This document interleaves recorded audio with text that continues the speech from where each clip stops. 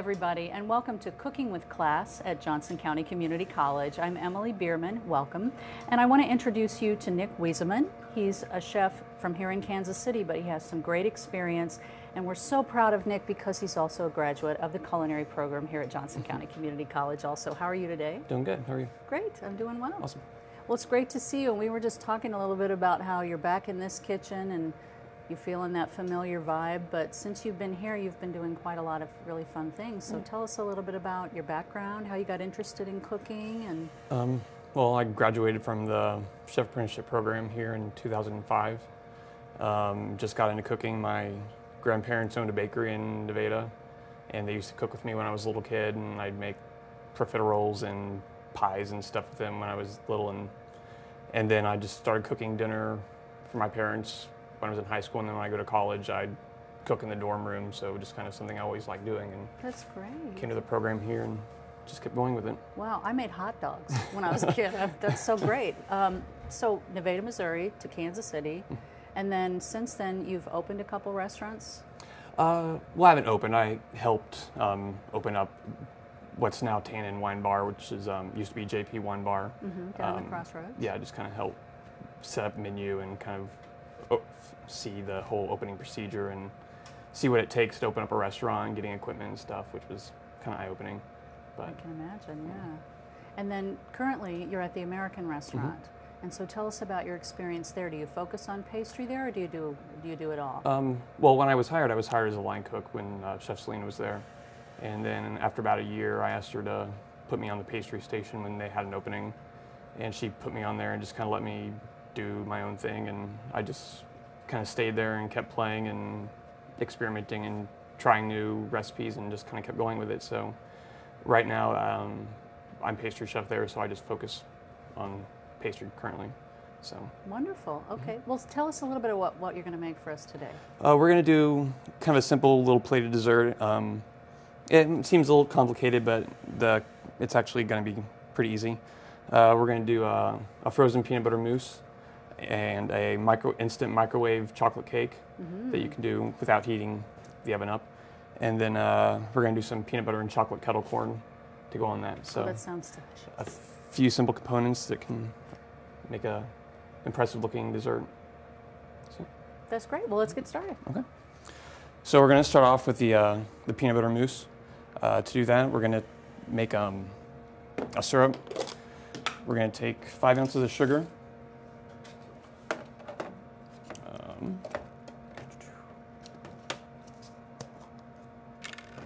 A little bit of corn syrup. This is about ½ ounce of corn syrup.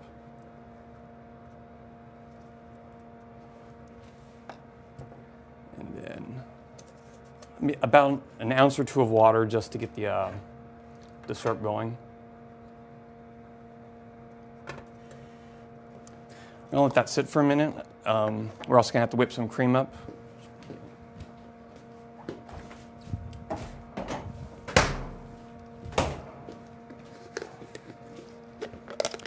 This is 12 ounces of heavy cream. And we're going to whip it up to about soft to medium peaks. And you want to make sure your cream is ice cold when you put it in. The colder the cream is, the easier it's going to whip. The fats are going to help it hold air, so it'll whip faster. If you're doing it by hand, you'll have to spend a lot less effort doing it. But oh, that's a great tip. And I'm noticing that this is also cold at this time. It's not a hot pan that you're putting in. We're going to heat up here in a second. Once the cream's done, we're going to pull that off, and then we're going to start cooking it because we want to take this to a certain temperature, and we're going to pour that into some eggs, and this syrup's going to cook our eggs. Okay. So there's a little bit of timing involved in this because you want your syrup to get too hot, and then it'll burn up your eggs. So once this is done, we can put it back in the cooler to sit, and it'll hold its form, and we can just grab it when we're ready to move on to the next step. Okay.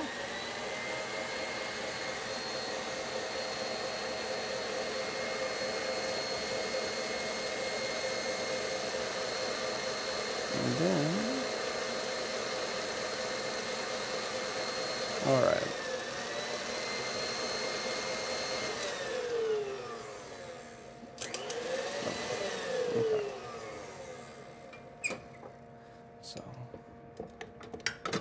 Right now, soft peaks, it kind of, you can see it.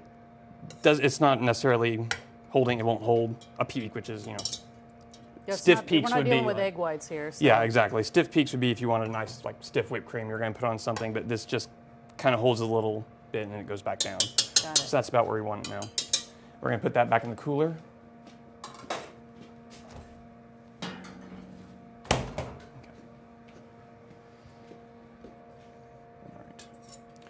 Take another mixer bowl. In this one, we're going to put 8 ounces of egg yolks.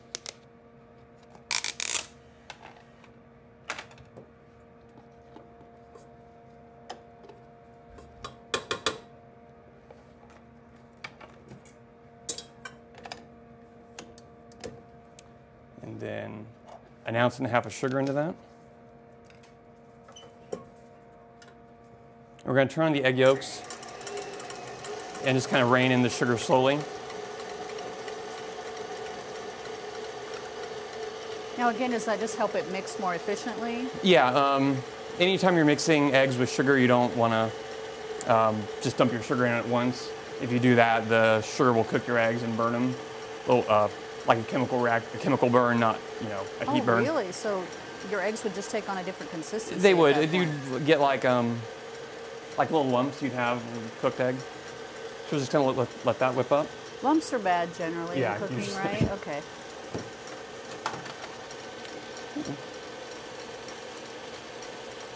And very nice. Well, that's an interesting thing you're opening there. This is sheet gelatin.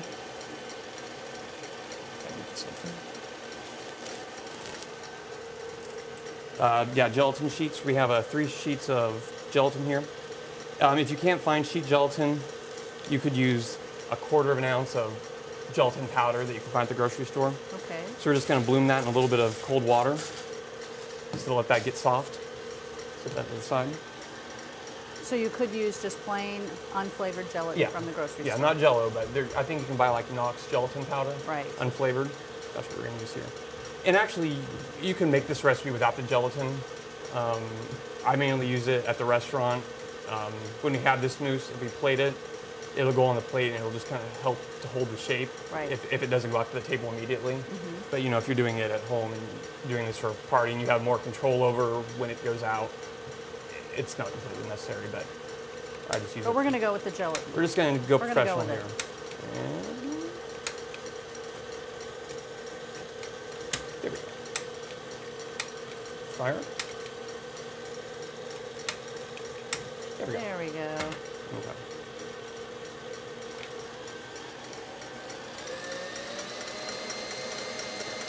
You just want to whip your eggs up until let that cook. I'm going to show these real quick. Right now we've got the eggs. They've got a ribbon consistency. They've gotten pale in color. Just gotten a little bit of air into them. So we're going to let that sit. And now we need to take this syrup to about 235 degrees on a candy thermometer. So when you're heating something like this, you're using a candy thermometer. Is that really the best way to go as opposed to just trying to see if it looks right or if it feels right? Yeah, I mean, if you're working with like a sugar syrup, there's really no way to tell by looking at it because, I mean, it's just going to be a clear syrup. You can do it by touch. If you were to take like a metal spoon, you could dip a little bit out of the pot and put it in some ice water, and then you could touch the syrup with your hand and you could squeeze it, and you could tell, like, that's where we get like the candy stages, like soft ball, firm ball, hard crack. If you have a ball that's pliable, you're at the soft ball stage, which is kind of where we're taking this. Okay. If you pull it out, if the spoon goes in the ice water and you pull it out and the syrup is rock hard, like a Jolly Rancher or something really hard, it's too high and it's too cracked, so you need to start over again. Okay. But a candy thermometer sounds a lot easier than It is. It's a lot easier. There's more control. If you do overcook your syrup and put it into your yolks, you're going to get you're going to get sugar rocks in it, and it's going to be crunchy. And back to the lumps. Yeah, that's back bad. to okay. Avoiding lumps if at all possible. Just going to clip this onto the side.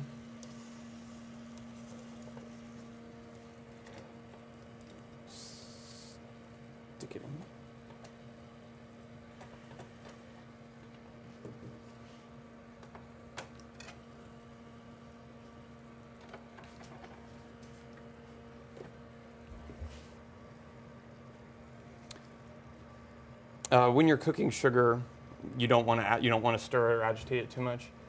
If you do, it'll start forming crystals in it. So it'll end up looking like rock candy because you'll start this chain reaction, and it'll just crystallize and it's not going to work. So you just want to put it on the fire and mess with it as little as possible. So just leave it alone. Yeah, if you've got like some sugar that you got on the side of the pan, you can take a wet pastry brush and brush down the sides of it to get the water in it. But do that early on, and then just let it be, just let it sit, and then. I think a lot of people at home get to the point where they're like, I need to do something, and it's hard to stand back and just let stuff happen. Right? Exactly. I mean, I'm getting the next step ready, but it doesn't take that long. You do have to kind of keep an eye on it because it'll rise for a bit and then it'll kind of stop and then it'll go again. It doesn't go in it doesn't increase steadily. It kind of jumps and skips. So you have to kind of watch it. So there again, that thermometer is really important. Yeah.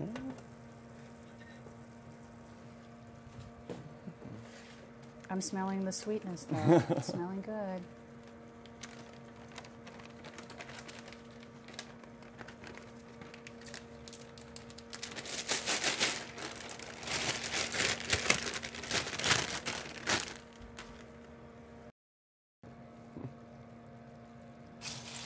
So we've still got your gelatin here that you're softening up. When you bloom gelatin, you want to do it in ice water.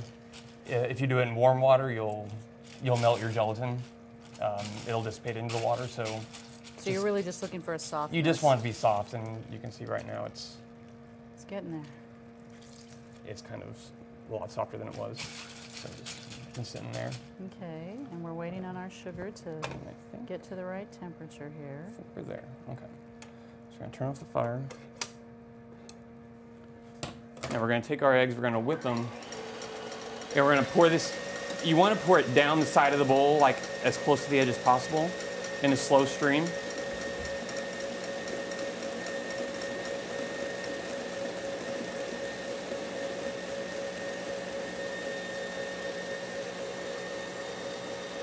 You want to pour it down the edge of the bowl because if you pour it in the middle, it'll hit your whip and it'll just fling the syrup around and kind of do this kind of like a cotton candy effect. You'll get strings of candy in your syrup. Oh, wow. Strings and lumps, things to avoid. So while this is still warm, we're going to add our gelatin because we want the heat that we just added to it to melt our gelatin into our mixture. Just add that in there. Well, so what's happening to your eggs with that high temperature going on? We're cooking them. We use pasteurized egg yolks, so they're already safe. But I mean, this high temperature is going to kind of cook them a little bit anyway, so anything that may have been in them, you don't have to worry about. So you got our gelatin in there. We're going to stop this again. And now we're going to add 3 ounces of peanut butter and a half teaspoon of salt. Put that in there while it's still a little bit warm. And your salt was in the peanut butter, Yeah, it was. right? I'm mixing it Okay. right.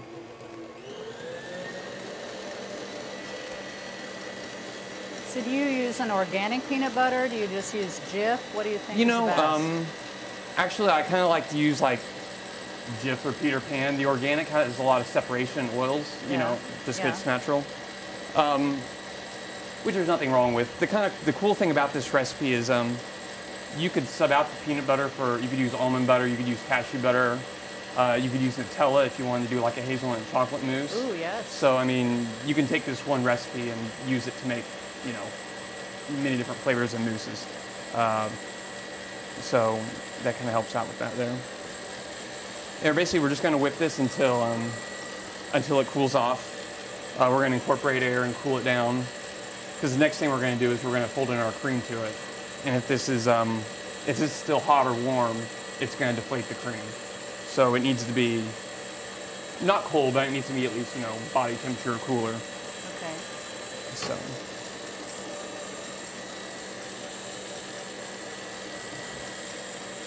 So the whipping action alone allows you to cool this down. So you don't need to put it in the refrigerator or set it in a bowl of ice or anything like that. Well, Just let it yeah, take and you its don't really course. want it. You wouldn't want to put it in the refrigerator ice anyway, because if you get it too cold, your gelatin's going to set. Aha. And then when you put it in the cold cream, this mixture that has the gelatin in it is going to seize up.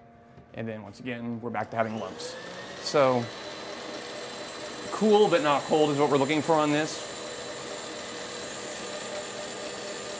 Almost there.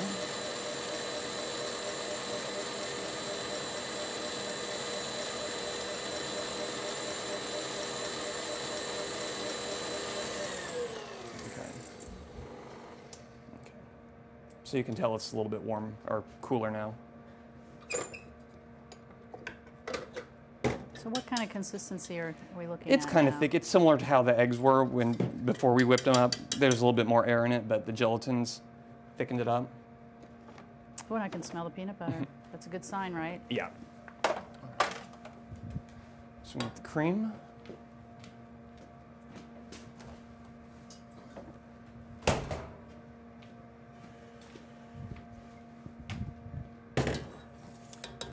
So we've got our whipped cream and our whipped peanut butter mixture. And we're going to take a little bit of our cream, add it into it, and we're just going to fold. Okay, so a little at a time. A little bit, just kind of to get basically the peanut butter mixture ready, and then we can add a little bit more peanut cream and a little bit more. And you want to do this kind of gently. If you beat it really hard, you're just going to beat out the air that we've added to the cream that we've added to the peanut butter mixture, and you're going to end up with like a really dense mousse. It's not going to be airy and light. It's going to be kind of just stiff, and it's not going to be this. Okay. So you need to be gentle and Yeah. think fluffy thoughts during this process.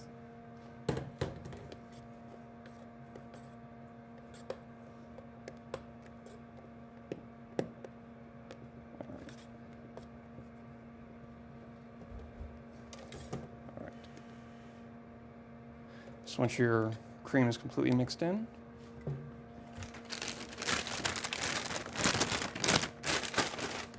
going to take a pastry bag. And this makes quite a bit more than you'll need. Just going to fill your bag. Got a nice golden color going on there.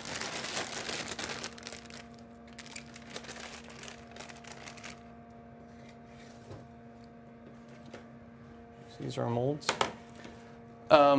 These are some molds that I use at the restaurant. You could use pretty much any mold you want, or you could pipe this into a serving dish, like into a bowl or ramekin, and freeze it that way.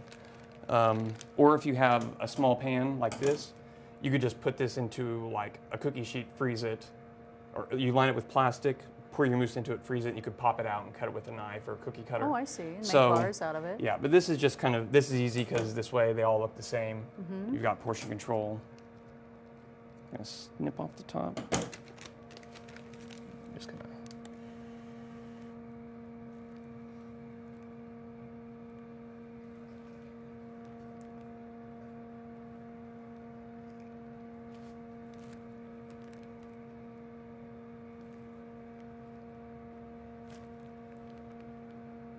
Lovely. And I just put these into the freezer immediately because you don't want them to fall.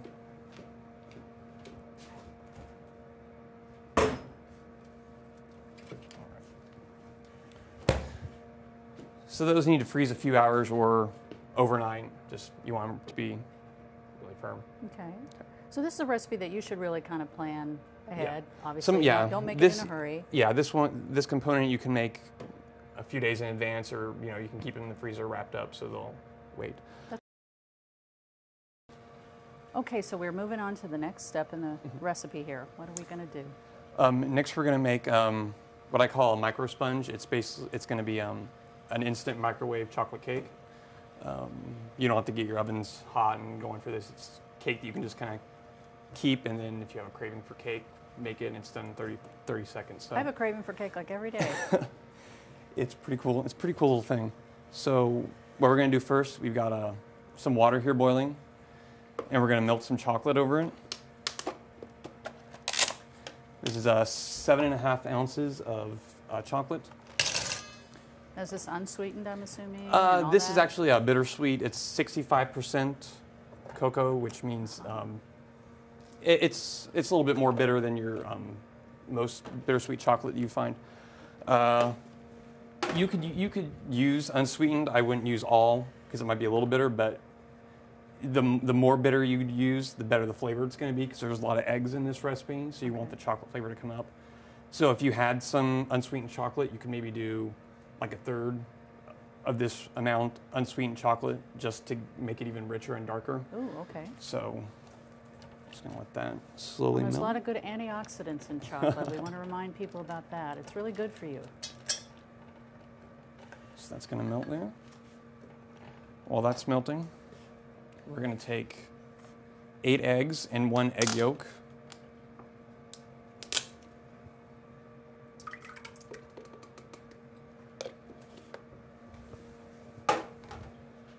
We're going to whip that up with 6 ounces of sugar.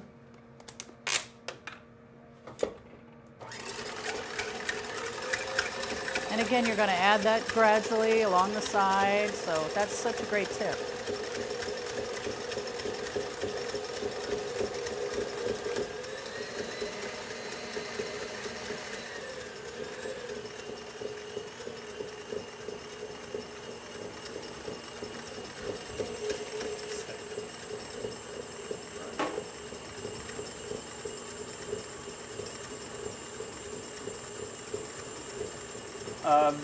The important thing in this is, for this recipe, you want your eggs to be room temperature or even warm. If you start with cold eggs here, and then you add your chocolate into it, it's going to seize your chocolate up. So it's not going to, you'll get little bits of hard chocolate, and it's not going to come, it won't come out through our gun as easy. Okay. So just let your eggs sit out at room temperature for a couple hours, or if you forget to, just run some warm water over your eggs for like 10 minutes just to kind of warm them up and take the chill off of them. Okay. In the shell. What? In the shell. Yes, in the shell. Okay.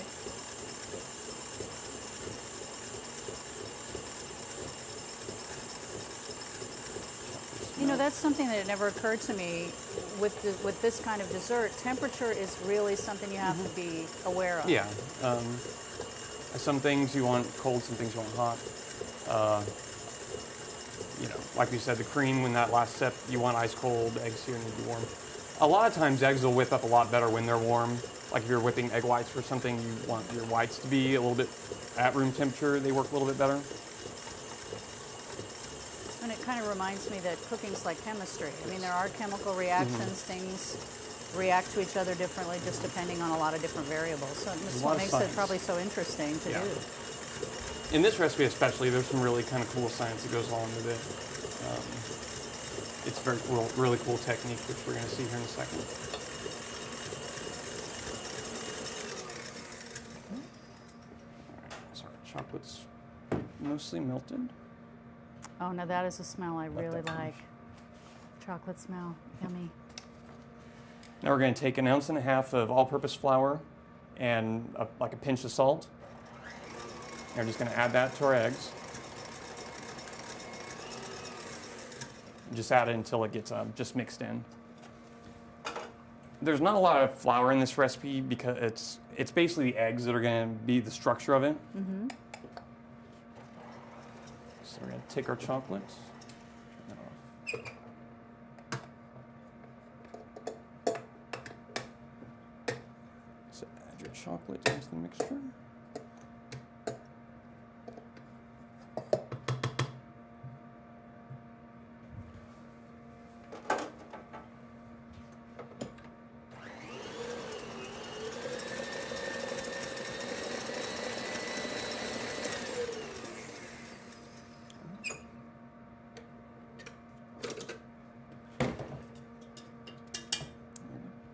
It's really loose batter. It's not as stiff as most of your cake batters.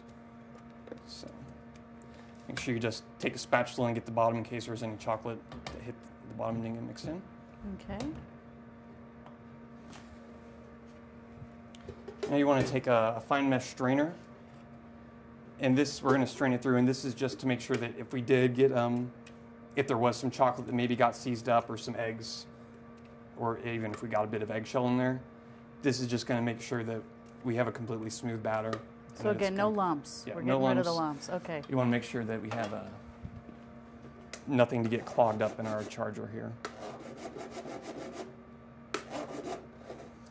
You can just take a ladle and just kind of force it through. So that's really going to make the final texture of your cake as smooth as possible as well, right? Now, is that important when you're using a microwave as opposed to a regular oven? Well, this is kind of a unique cake. If you were doing a normal cake batter, you wouldn't want to do this because normally when you would make a cake, you're incorporating air and you're folding things. If we were to take a normal cake batter and push it through here, we'd just smash all the air that we incorporate into it, and we end up with a really dense, gross cake. So this is kind of a really unique technique here. So if you did put this in a regular oven, it just wouldn't come out the right way at all. Okay, good to know. So now what we have here is this is an ISI whipped cream charger. You can buy these at like Function Junction or Pride's in Westport here in Kansas City has them. Basically what you usually use them for is you take heavy cream in it and you charge it with nitrogen cartridges, and it just makes whipped cream. They use them at the coffee shops a lot of time. If you put cream on your drink, that's what it's used for. Okay. What we're going to do with it is we're going to take the batter and charge it with the nitrogen, and we're going to add some leavener to it. Leavening is what makes cake rise. So eggs have a lot of leavening in it because you've got the steam and everything that's going to explode. And then we're going to have the gas molecules that we put in here. When we put it in the microwave, everything's just going to expand all at once. So our cake batter is going to go from this big to this big in like 30 seconds. So take your batter and fill it up. This sounds exciting now. I'm all excited about this. It's kind of a modern technique. The technique originated at a restaurant in Spain called El Bulli by Fran Adria. And he was kind of the one who coined this and spread it around the world. So this is about halfway full. Take the lid. Screw it on really tight.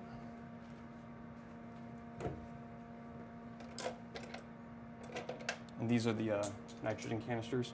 Okay, so those you could buy along with the actual container. So you just put one in. Charge it once. Shake it. So you have fully charged your cake batter at this point. Yeah. One more. Do usually do two of them. Half charge. Sure you get it. Wow. Twice.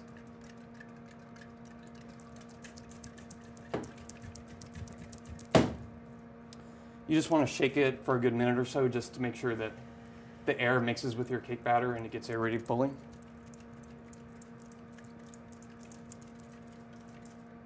I think, Nick, you may be the most dangerous chef we've had on the show.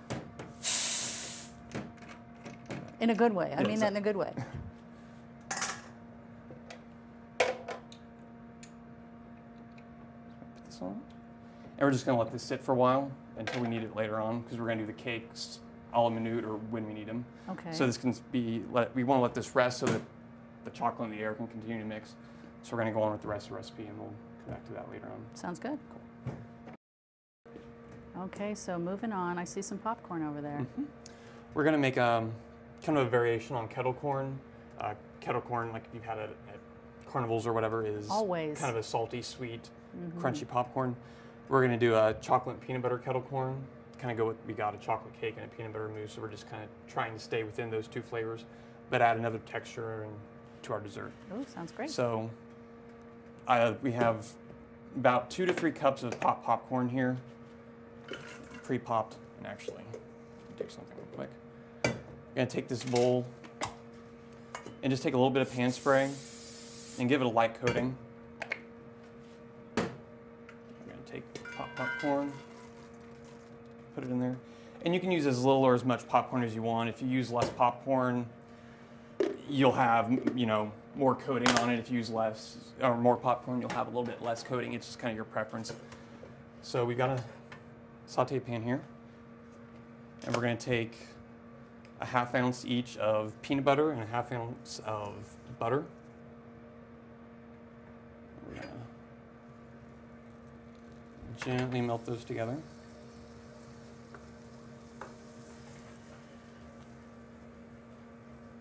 Get this started. There we go. Into that, we're going to add 2 ounces of sugar and a pinch of salt. And about a tablespoon of water just to kind of bring everything together.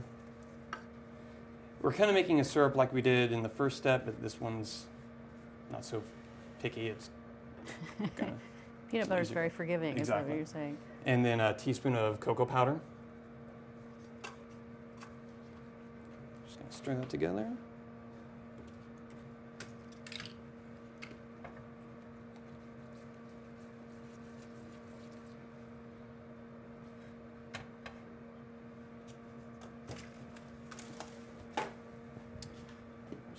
Start to simmer.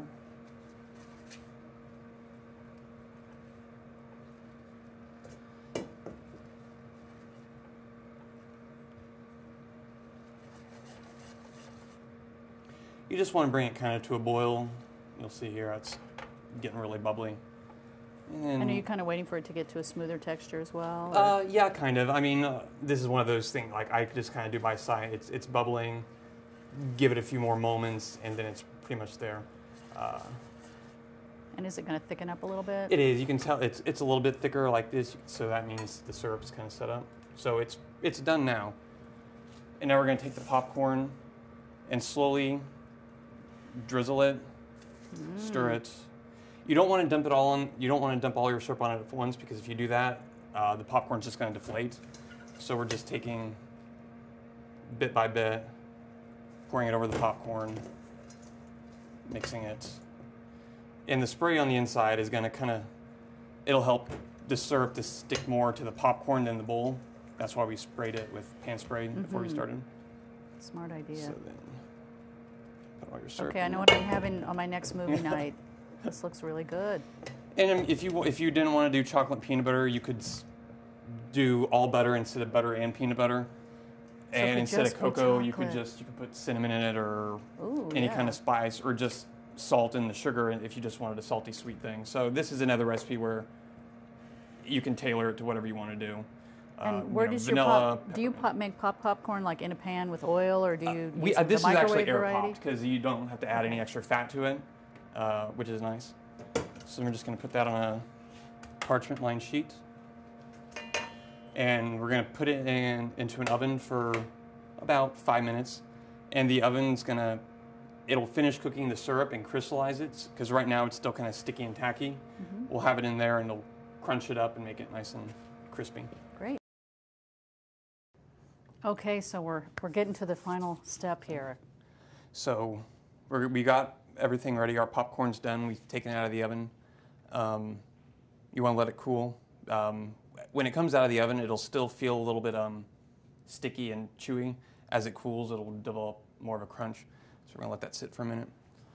Most of these components you can make pretty far in advance. The popcorn is, especially in the summer, you want to do the day of or right before, because the humidity will make it become kind of sticky and chewy later on too. Okay. So this you kind of need to do the day of or shortly before you're ready to do the dessert. But everything else you can do and hold off on. So we're going to do the last step on the cake. We've got the cake batter that we made earlier. That's fully charged. It's fully charged. Okay. It's ready to go. And these are just some plastic, like solo cups that you could buy at the grocery store. Just take an X-Acto knife, and you want to just cut 3 or 4 small slits into the cups. Just at the bottom. Looks like the Yeah. bottom inch or so. Yeah. And this is so that some of the gas can escape when it's cooking, because there's a lot of gas in this batter from the eggs and from the nitrogen that we pumped into it. Yeah, I have a feeling the before and the after on this cake is not going to be at all alike. So you got that. So you're going to take your batter, and especially if this is cold, you need to let it warm up, because the chocolate will warm up. So take it, give it a good shake down so that all the batter is now on the bottom. And we're just gonna fill it about a third of the way full.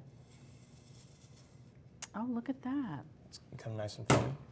And then depending on your microwave, you're just gonna microwave it from anywhere between 25 to 35 seconds. Okay. Okay, so this does look completely different after you've microwaved it. That's pretty amazing. Yeah, the eggs leaven the cake and make it rise. The gas makes it rise, and the eggs, they just cook. The microwave cooks them. So in about 30 seconds, you get a really spongy cake. Which is why we call it a micro sponge, Exactly. right? Now, would you ever use a paper cup for this?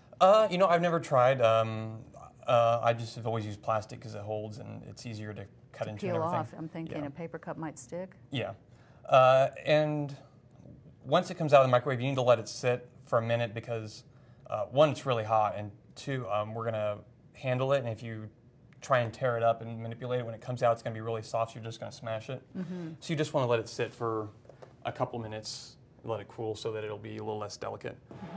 So now, yeah, all the components are ready, and we're ready to plate our dessert up. Great. So in addition to what we made, we've also got some chocolate sauce, and you can use any chocolate sauce that you like at the store that you want. Some chopped up peanuts, and chocolate cake crumbs or chocolate cookie crumbs that are chopped up really fine. These are just to add other texture to the plate, you know, something crumbly. So these will go on the plate under everything else that you're putting on. Yeah, we're going to do it, you know, you can kind of do this. This is where you get to have fun because you can kind of be artistic and just kind of make it look however you want. So it's pretty much kind of up to you. But well, it is up to you. So, yeah. So we got the plates here. Let's try this. Start off with a little chocolate sauce. Let's do a little line like that.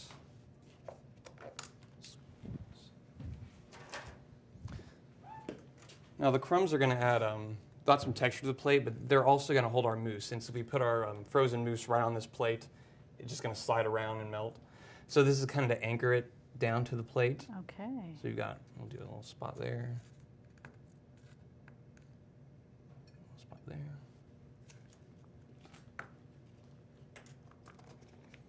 We'll get our mousses out of the freezer.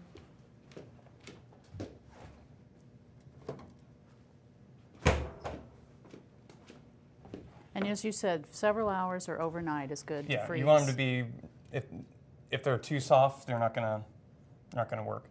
And the reason I like these metal molds is because they're really easy to pop out. You just take your hands and just the heat of your hands, warm the outside of it up a little bit, and it'll pop right up. Oh, there you go. Put one like that. Take another one. Warm it up there.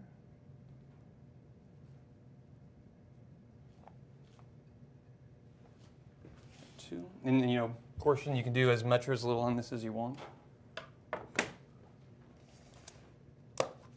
Take a few peanuts.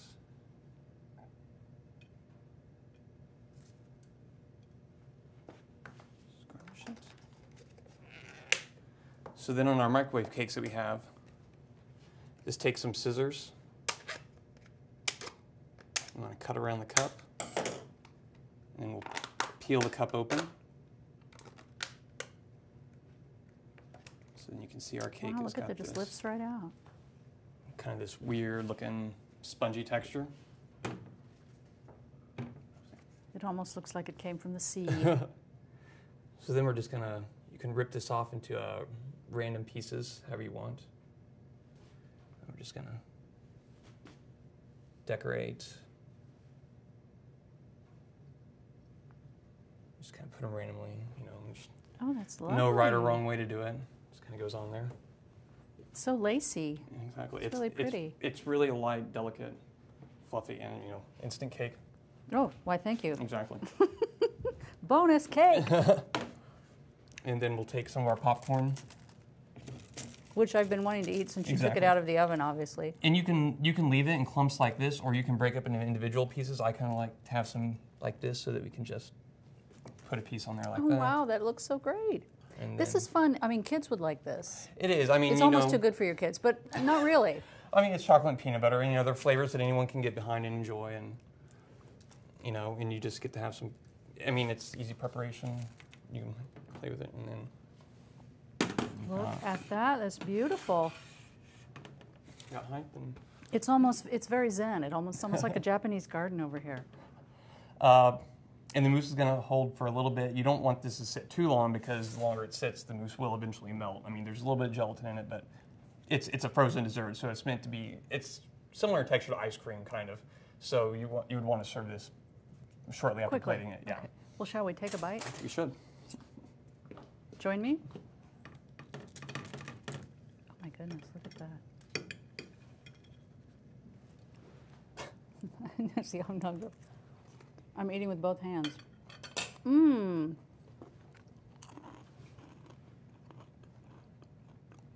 This is my favorite so far. This is wonderful. Tell us again what this is called. Frozen peanut butter and chocolate crunch cake. I mean, obviously not a cake in the traditional sense, but cake. Mm-hmm. There's some cake. Cake in any form. Cake, exactly. Is good. Thank you, Nick Wesemann. No problem. From the American Restaurant in Kansas City. Yes. Nice to see you. You too. And it's nice to see all of you. This has been Cooking with Class.